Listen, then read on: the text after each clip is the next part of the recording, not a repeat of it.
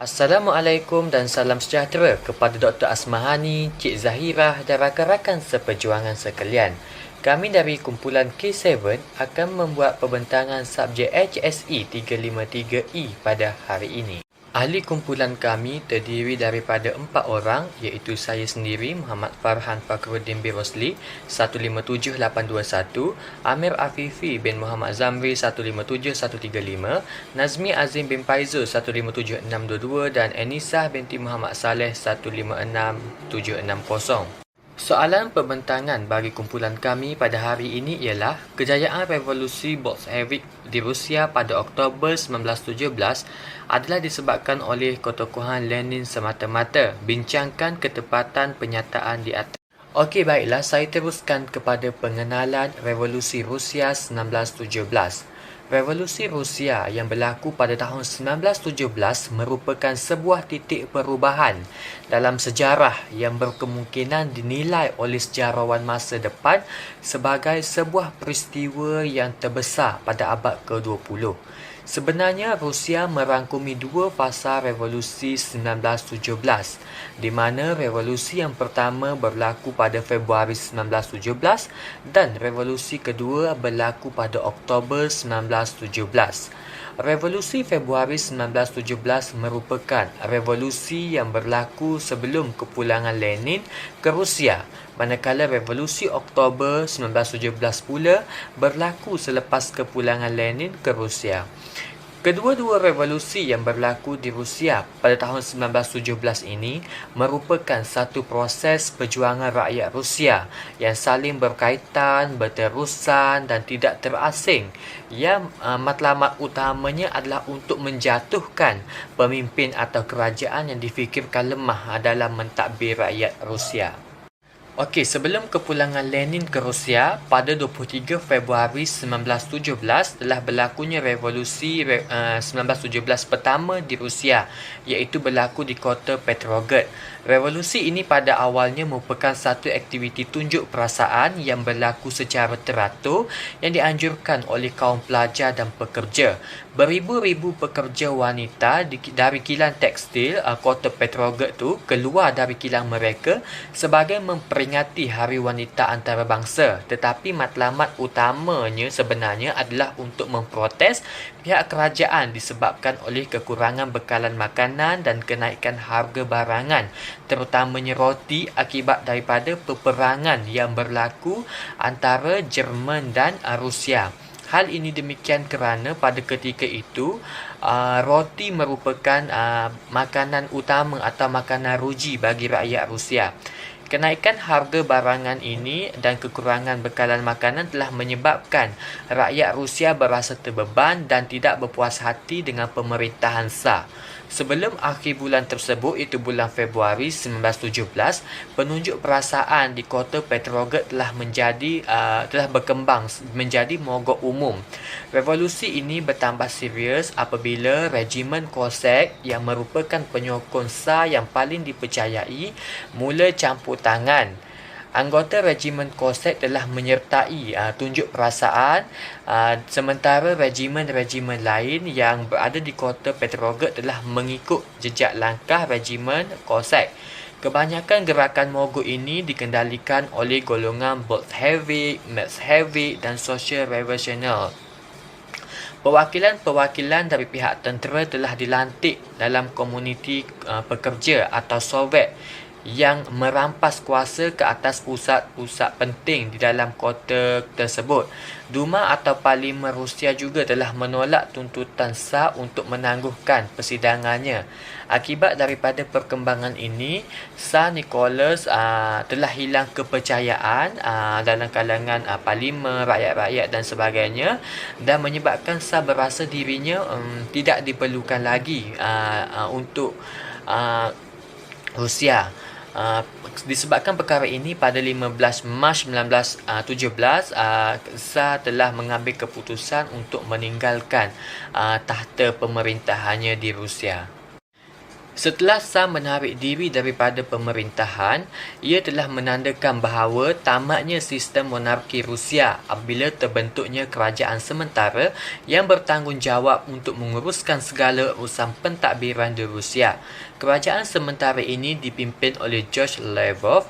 Kerajaan ini berpegang kepada prinsip liberalisme dan banyak mengkritik pemerintahan kerajaan Tsar sebelum ini. Namun, kerajaan sementara ini masih meneruskan peperangan dengan Jerman kerana mereka beranggapan bahawa Rusia masih terikat dengan entite bertiga. Peperangan ini banyak mendatangkan kesan negatif kepada rakyat Rusia terutamanya, sehingga rakyat Rusia berasa tidak puas hati dengan tindakan yang dilakukan oleh pihak kerajaan sementara untuk meneruskan peperangan ini. Parti Bolshevik meminta agar peperangan tersebut dihentikan, namun ia tidak dilayan oleh pemerintah tertinggi kerajaan sementara. Permulaan Revolusi Oktober 1917 berlaku apabila peristiwa kepulangan Lenin ke Rusia pada 16 April 1917. Lenin memanfaatkan situasi yang berlaku di Rusia dan pulang ke Rusia bersama dengan pengikut setianya iaitu Zinoviev dari Switzerland dengan bantuan orang Jerman yang mengharapkan Lenin dapat melemahkan usaha Rusia untuk meneruskan peperangan dengan pihak Jerman. Semasa kepulangan Lenin ke Rusia, Lenin telah mendapat sambutan yang amat menggalakkan dalam kalangan rakyat Rusia. Lenin juga telah merangka strategi kerja Parti Bolshevik untuk menggulingkan kerajaan sementara daripada terus mentadbir Rusia. Lenin telah melaungkan slogan Hidup Revolusi Sosial yang bertujuan untuk menarik sokongan rakyat Rusia, terutamanya rakyat yang miskin, kerana rakyat yang miskin sering mengalami kebuluran akibat daripada tindakan kerajaan sementara yang masih ingin meneruskan peperangan dengan pihak Jerman. Pada bulan Julai, Alexander Kerensky telah menjadi ketua kepada kerajaan sementara. Namun, langkah-langkah ketenteraan yang telah dilakukan oleh beliau gagal, yang menyebabkan petani mula mengambil alih ladang daripada tuan tanah. Pada saat ini, Jeneral Kornilov iaitu ketua yang memerintah tentera darat Rusia telah mengambil keputusan untuk mencuba sesuatu kediktatoran tentera bagi mengelakkan berlakunya revolusi di Rusia. Keadaan ini telah menyebabkan golongan Bolshevik berasa takut dan mereka telah membuat keputusan untuk merampas kuasa sebagai langkah untuk menghalang tindakan Kornilov untuk melaksanakan kediktatoran dalam bidang ketenteraan. Namun begitu, tindakan rampasan kuasa ini tidak berjaya sepenuhnya dan Lenin telah meninggalkan Rusia buat sementara waktu untuk merangka strategi baru bagi menjatuhkan kerajaan sementara di Rusia. Okey, Lenin telah kembali semula ke Rusia secara rahsia pada awal Oktober 1917. Pada masa yang sama, Trotsky telah dilantik sebagai pengerusi Komuniti Revolusioner di Petrograd. Pada 6 November 1917, semua tempat penting di Petrograd telah dirampas oleh puak Lenin. Setelah hampir seminggu dalam menentang pertempuran dengan tentera yang menyokong kerajaan sementara, mereka telah berjaya menguasai kota tersebut dan membawa kepada kejayaan sepenuhnya dengan menjatuhkan kerajaan sementara yang dipimpin oleh Alexander Kerensky. Lenin telah menjadi ketua bagi sebuah kerajaan Bolshevik. Maka di sini kita dapat tengok bahawa usaha dan sikap Lenin telah membawa kepada kejayaan revolusi Bolshevik pada tahun 1917 di Rusia. Okey, berdasarkan pendapat kumpulan kami memilih untuk kurang bersetuju dengan penyataan bahawa Kejayaan revolusi Bolshevik di Rusia pada Oktober 1917 adalah disebabkan oleh ketokohan Lenin semata-mata. Hal ini demikian kerana kejayaan revolusi Bolshevik ini juga turut disumbang oleh pelbagai aspek atau faktor lain seperti kesilapan kerajaan sementara, kegelisahan masyarakat dan sebagainya yang menjadikan usaha Lenin ke arah kejayaan revolusi menjadi lebih mudah. Seterusnya, saya akan jelaskan secara ringkas tentang latar belakang Lenin. Nama sebenar Lenin ialah Vladimir Ilyich Ulyanov. Beliau dilahirkan pada 22 April 1870 di sebuah kota di Volga. Pada 21 Januari 1924, Lenin telah diserang strok buat kali keempat dan meninggal dunia di sebuah kampung yang bernama Gorky. Beliau merupakan seorang graduan undang-undang di Universiti Kazan pada tahun 1887 dan beliau merupakan seorang pelajar yang menjadi kebanggaan universiti kerana memiliki banyak kebolehan, kepimpinan dan kecerdasan akal fikiran. Lenin juga dikatakan sebagai salah seorang daripada pendukung gerakan sosialis yang berkiblatkan teori Marxis. Sejak awal lagi, beliau telah diberikan pendedahan tentang teori ini oleh bapa dan abangnya. Pada bulan Ogos 1893, beliau telah dilantik sebagai pemimpin sebuah pertubuhan Maxim. Terima kasih kepada rakan pembentang saya sebentar tadi. Baiklah, kita akan teruskan kepada ketokohan Lenin, iaitu Vladimir Lenin. Kita akan lihat daripada segi yang pertama, iaitu ketokohannya daripada segi kepribadian. Vladimir Lenin ataupun lebih dikenali sebagai Lenin merupakan seorang yang mempunyai azam yang utuh. Vladimir Lenin merupakan seorang tokoh yang sangat menonjol semasa revolusi Bolshevik kerana beliau memainkan peranan yang sangat penting dalam memberikan kejayaan kepada revolusi tersebut. Ketokohan beliau juga sangat dikagumi oleh masyarakat Rusia. Kita juga dapat lihat keterlibatan Lenin dalam politik di Rusia menunjukkan beliau memanfaatkan atau menyesuaikan sesuatu keadaan untuk tujuan politiknya. Beliau juga tidak hanya berpuas hati menunggu sesuatu keadaan menjadi sesuai. Hal ini dibuktikan lagi dengan pernyataan Qasim Ahmad, iaitu, jadi dalam konteks politik yang terdapat di Rusia pada masa itu, kesediaan Lenin untuk mengambil keputusan yang bercanggah bukan hanya dengan pendapat pihak lawan, tetapi juga pihak kawan seperjuangannya. Tentu kita dapat lihat sebagai pencermin kepada satu keazaman yang kuat. Ketokohan Lenin juga dapat dilihat daripada poin yang kedua, iaitu dari segi keistimewaan. Seorang yang mahir, iaitu Vladimir Lenin merupakan seorang yang mahir dengan masyarakat dan juga keadaan Rusia. Buktinya, pada masa huru-hara merebak kembali revolusi Oktober, pada masa huru-hara merebak sebelum revolusi Oktober 1917, Lenin masih berada dalam buangan di Finland. Jadi, beliau hanya kembali ke Rusia setelah diseludupkan melalui kawasan musuh, iaitu Jerman. Maka, faktor ini nampaknya tidak menjadi penghalang untuk beliau menilai keadaan dan seterusnya mempergunakan keadaan itu. Maka benarlah hujah bahawa Lenin memang sudah mahir dengan masyarakat dan keadaan Rusia boleh diutarakan.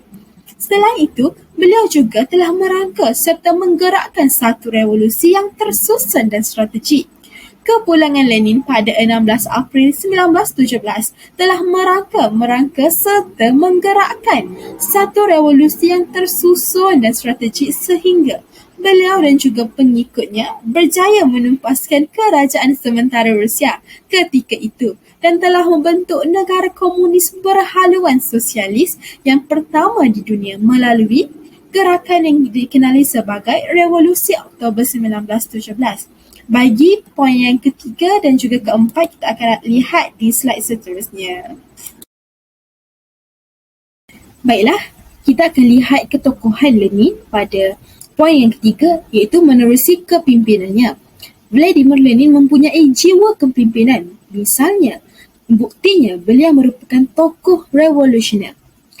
Lenin mencetuskan dan mengendalikan revolusi Rusia yang membawa kejayaan kepada parti kerana hanya Vladimir Lenin yang dalam hidupnya tidak lain tidak bukan hanya menginginkan sebuah revolusi.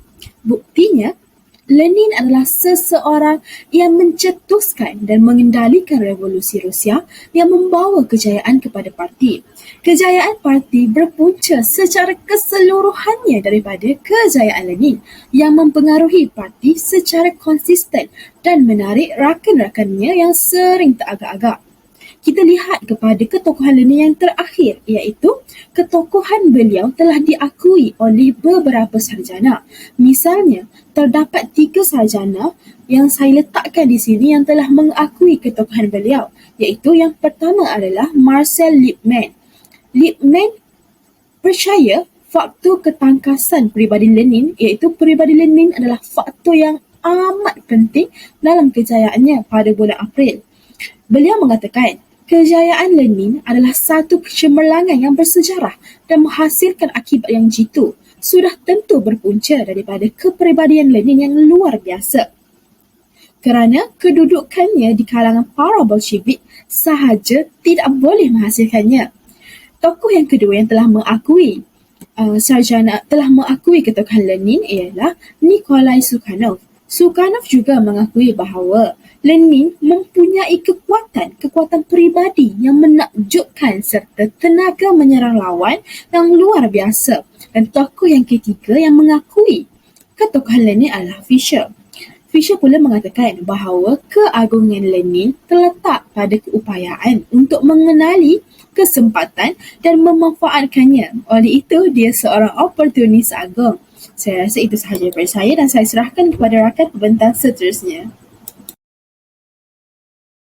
Terima kasih saudari pembentang. Saya Nazmi Azim Paizo 157622 akan meneruskan pembentangan yang seterusnya, iaitu tindakan Lenin yang membawa kejayaan kepada revolusi Bolshevik Oktober 1917. Situasi di Rusia pada pasca revolusi Februari 1917 memberi keuntungan kepada Lenin dan Bolshevik. Hal ini kerana kerajaan sementara yang dibentuk oleh sekelompok pemimpin parti Bolshevik, iaitu bangsawan yang liberal yang mengisi kekosongan pemerintahan, dianggap tidak menguntungkan rakyat. Penguasaan kerajaan sementara di Rusia disebabkan persetujuan pihak Soviet Petrograd yang tergesa-gesa menyerahkan kuasanya. Hal ini kerana pihak Soviet Petrograd menganggap revolusi Februari 1917 itu sebagai bourgeoisie, iaitu bangsawan yang percaya bahawa negara harus diketuai atau ditadbir oleh pemimpin di kalangan bangsawan juga.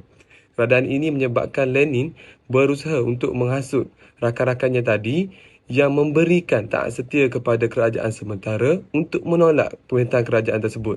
Tindakan ini kerana Lenin berpandangan atau berpendapat bahawa kerajaan sementara menuntut demokrasi, namun kerajaan tersebut tidak layak untuk mendapatkan sokongan kerana golongan sosialis lebih sesuai untuk mentadbir negara tersebut.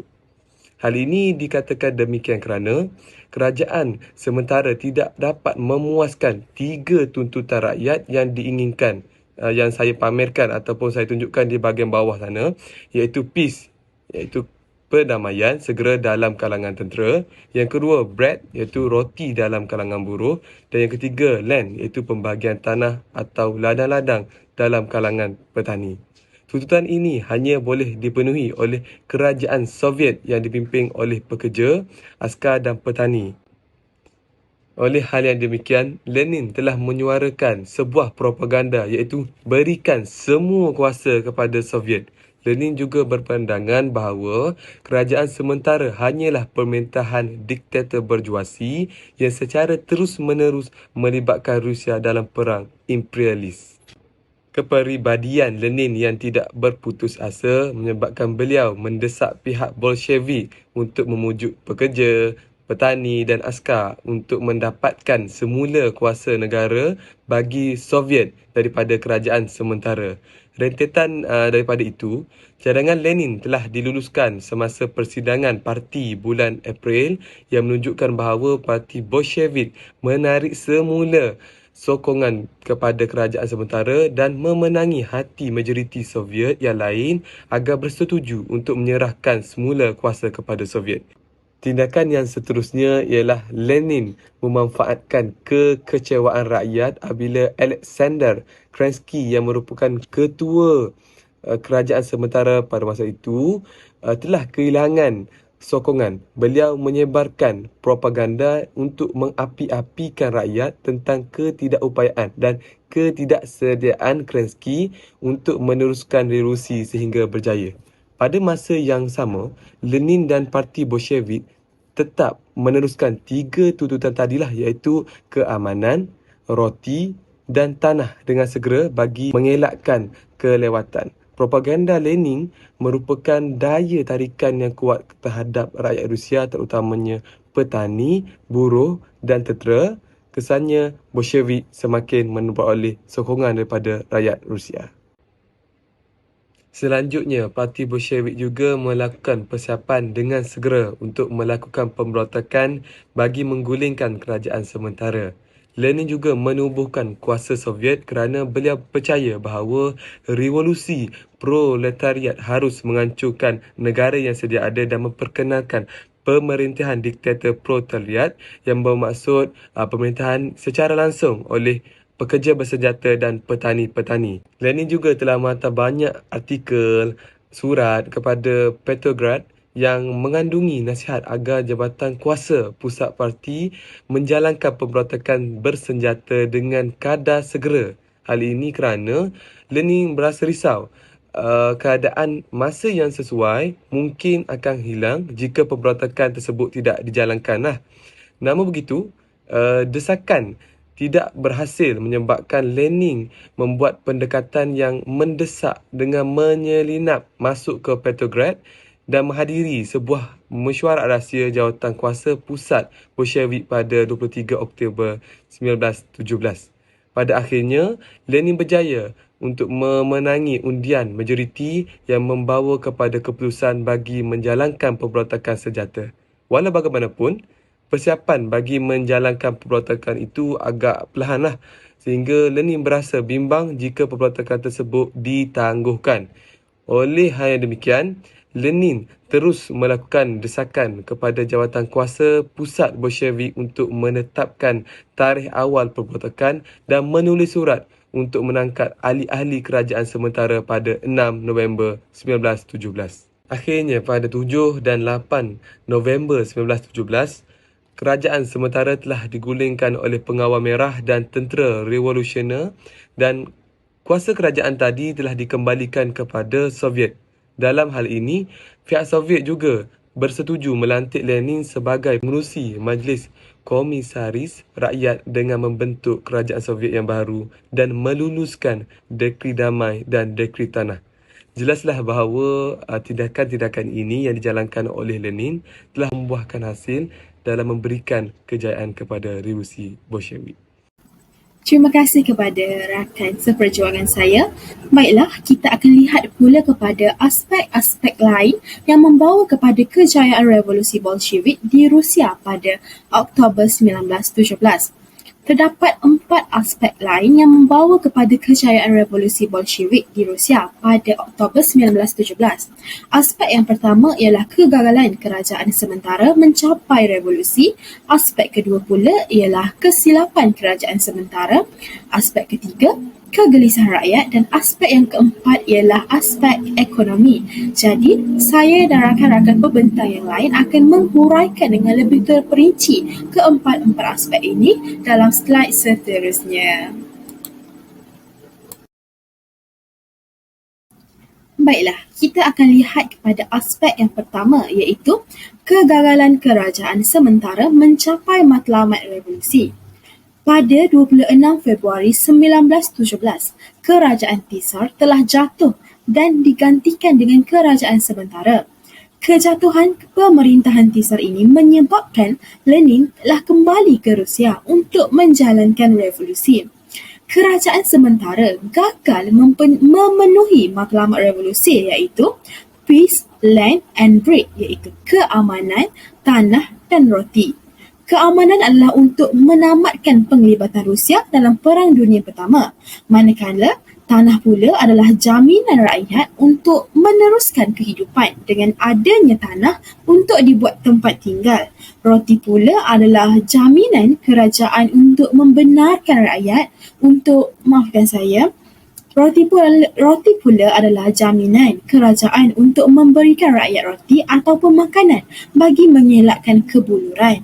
Namun begitu, matlamat ini tidak dipenuhi oleh kerajaan sementara disebabkan mereka mengendahkan desakan golongan rakyat dan mereka ini tetap ingin melanjutkan perang bersama Jerman tanpa memikirkan matlamat revolusi yang telah mereka janjikan kepada rakyat mereka. Jadi, kerajaan sementara ini digelar oleh Lenin iaitu menuntut demokrasi sebagai kuasa imperialis dan telah didakwa tidak layak mendapat sokongan sosialis. Tidak memahami rakyat disebabkan majoriti golongan ataupun kerajaan sementara ini adalah daripada golongan pertengahan dan bangsawan. Ini menunjukkan bahawa hanya rakyat atau golongan yang selevel, setaraf sahaja yang mampu merasakan kesusahan dan keperitan hidup rakyat. Lenin, kita dapat lihat di sini bahawa Lenin ini dia mengambil kesempatan untuk menghasut rakyat dengan memberitahu kerajaan sementara ini tidak dapat memuaskan keinginan rakyat. Kegagalan kerajaan sementara untuk mencapai matlamat revolusi ini telah memudahkan Lenin untuk mencapai kejayaan dalam revolusi Oktober apabila mendapat sokongan daripada golongan rakyat yang ditindas dan marah dengan pemerintahan kerajaan sementara. Maka jelaslah di sini saya katakan bahawa faktor yang menyebabkan kita dapat lihat faktor yang menyebabkan kejayaan revolusi Bolshevik di Rusia pada Oktober 1917 adalah disebabkan oleh kegagalan kerajaan sementara mencapai matlamat revolusi. Jadi saya rasa itu sahaja daripada saya dan saya serahkan aspek seterusnya kepada rakan pembentang. Sekian, terima kasih. Terima kasih kepada rakan pembentang. Aspek yang seterusnya yang membawa kepada kejayaan revolusi Bolshevik di Rusia pada Oktober 1917 ialah kesilapan kerajaan sementara.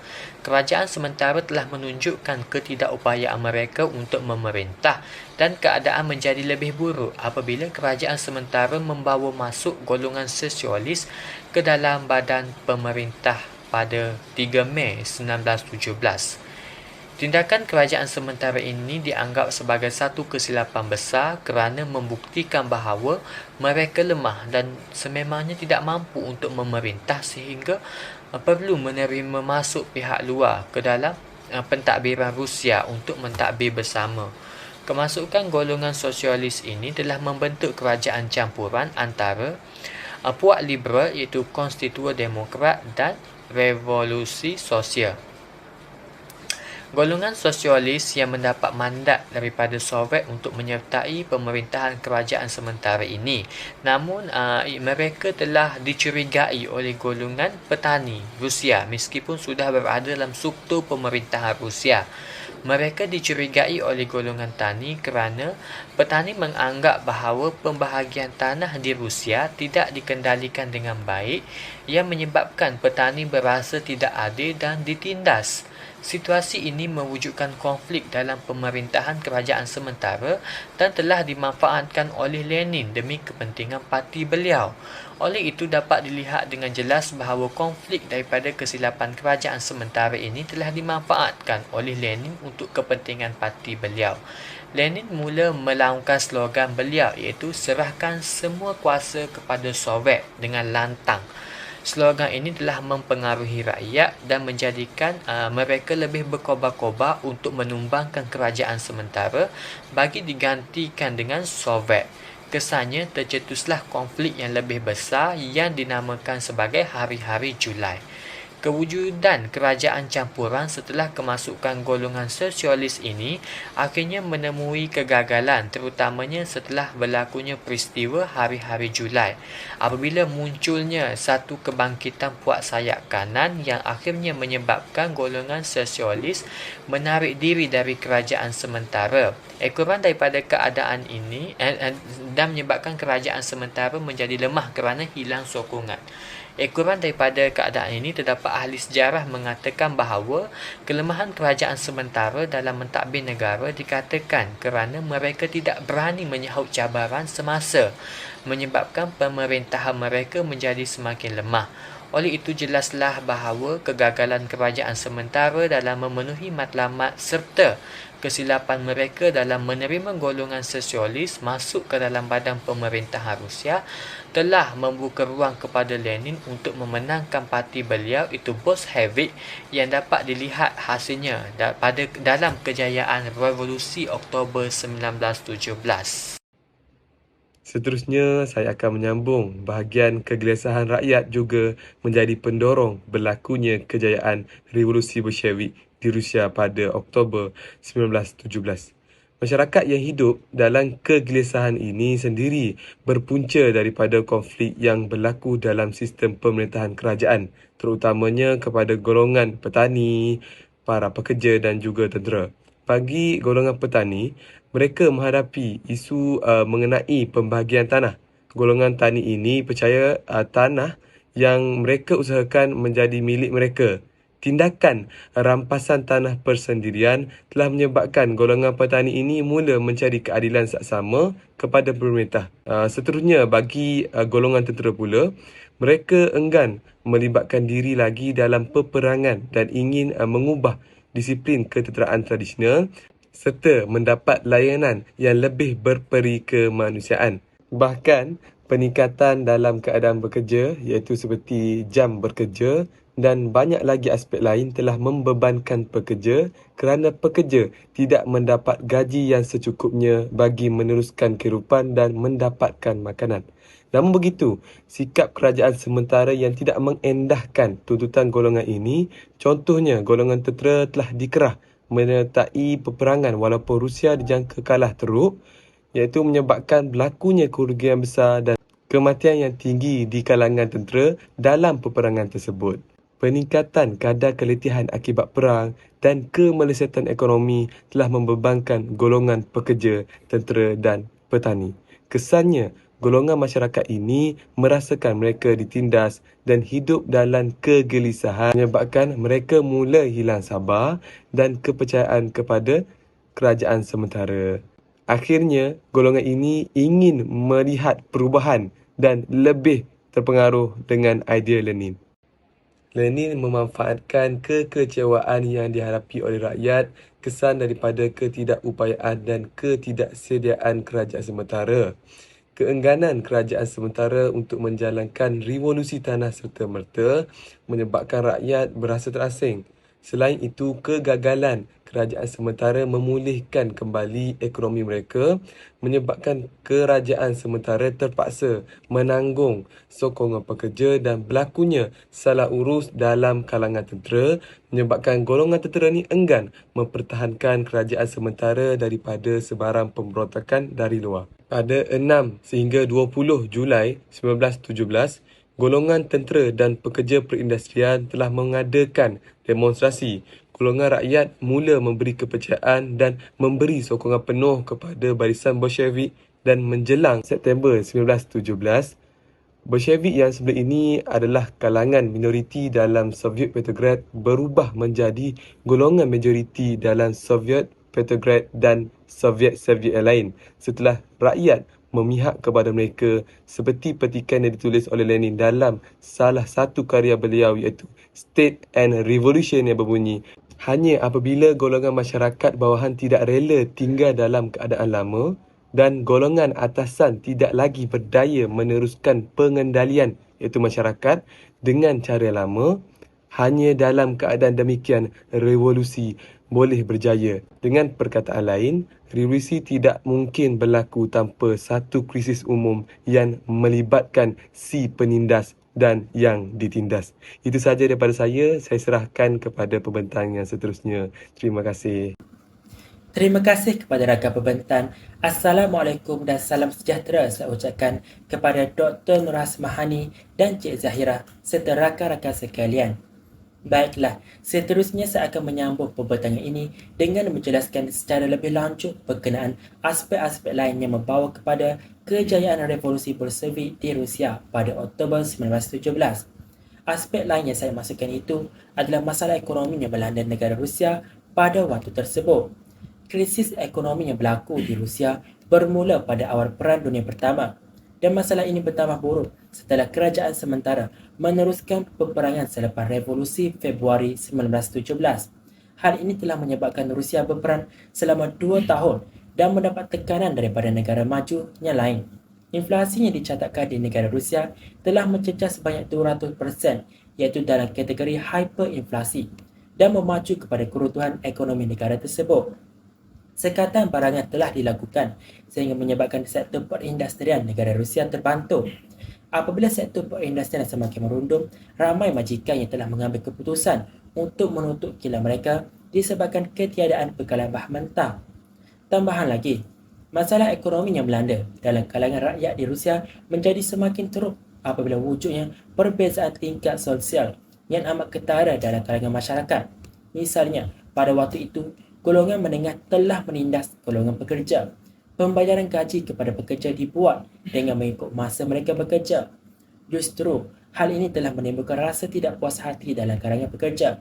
Hal ini menjadi lebih teruk apabila pekerja-pekerja kilang yang terpaksa bekerja selama 12 hingga 14 jam, namun mereka hanya dibayar dengan jumlah gaji yang amat kecil. Hubungan jawatan kuasa kilang oleh pihak Bolshevik dengan Kesatuan Pekerja bertambah buruk sehingga menyebabkan pihak kerajaan sementara yang diterajui oleh Menshevik dan revolusioner sosialis dipersalahkan kerana tidak menyelesaikan isu pengangguran dan penutupan kilang yang semakin meruncing. Tambahan lagi, sekatan yang berat juga dikenakan ke atas para petani dan pekerja sehingga mereka terikat dengan tanah tempat di mana mereka bekerja. Malah, ramai dalam kalangan rakyat yang menjadi tulang belakang kepada Rusia telah diserap masuk untuk menjadi tentera. Oleh halnya demikian, jumlah tenaga kerja dalam sektor perkilangan menjadi semakin berkurangan dan para petani juga terpaksa meninggalkan tanah mereka untuk berkhidmat sebagai tentera. Justru itu, masalah ekonomi dan juga sosial telah berpanjangan, terutama setelah pengeluaran negara itu terhenti dan memacu kepada krisis yang lebih besar terhadap negara Rusia. Di samping itu, masalah ekonomi yang berlaku di Rusia juga terjadi disebabkan negara itu mengalami masalah kekurangan bekalan makanan, minyak dan juga bahan mentah, di mana hal ini telah menyebabkan pada waktu itu berlakunya krisis kelaparan dan kebuluran dalam kalangan masyarakat. Rakyat Rusia pada waktu itu hidup dalam keadaan yang amat susah sehingga sukar untuk mencari bekalan makanan demi kelangsungan hidup mereka, sehingga mereka sanggup mencari untuk mendapatkan makanan. Situasi ini telah dimanfaatkan sepenuhnya oleh Lenin, di mana buktinya ketika beliau berucap di stesen Finland. Lenin telah menyentuh isu masalah ekonomi yang melanda Rusia dan realiti nasib rakyat di negara tersebut. Malah, Lenin juga menuntut kerajaan sementara untuk memberikan roti, tanah dan keamanan kepada rakyat negara Rusia. Masalah ekonomi yang menimpa golongan bawahan di Rusia ini juga telah menjadi tarikan dan asbab kepada Lenin dan pihak sekutunya untuk berusaha mempengaruhi para pekerja, petani maupun tentera bagi menyokong Lenin untuk mendapatkan semula kuasa negara Soviet daripada kerajaan sementara. Akhirnya, pihak Bolshevik telah mendapat sokongan penuh daripada pelbagai pihak dan berjaya membuat revolusi Bolshevik Oktober 1917. Justru itu, terang lagi bersuluh, masalah ekonomi juga merupakan salah satu aspek penting yang sedikit sebanyak telah menyumbang kepada kejayaan revolusi Bolshevik Oktober 1917 yang diasaskan oleh Lenin.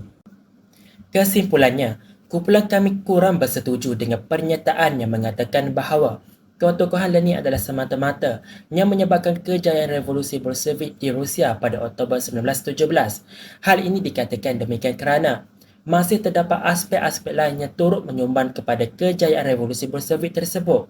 Misalnya, kegagalan kerajaan sementara untuk mencapai matlamat revolusi, kesilapan kerajaan sementara, kegelisahan dalam kalangan rakyat dan juga keadaan ekonomi pada waktu tersebut. Namun begitu, kita juga tidak dapat menafikan ketokohan Vladimir Lenin juga memberi pengaruh yang besar kerana beliau merupakan tokoh intelektual utama dalam revolusi Bolshevik. Lenin yang sangat berkarisma dan mempunyai kemampuan untuk berpidato mampu menghangatkan suasana persekitaran pada waktu itu dan mempengaruhi masyarakat untuk menyokong dan juga mengikuti perjuangannya.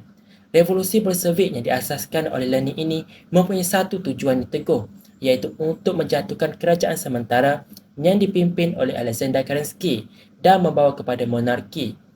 Akhirnya, revolusi Bolshevik oleh Parti Bolshevik telah mencapai kejayaan di bawah kepimpinan Vladimir Lenin dan membawa kepada perluasan kuasa fahaman komunis setelah mendapat sokongan daripada rakyat di Rusia.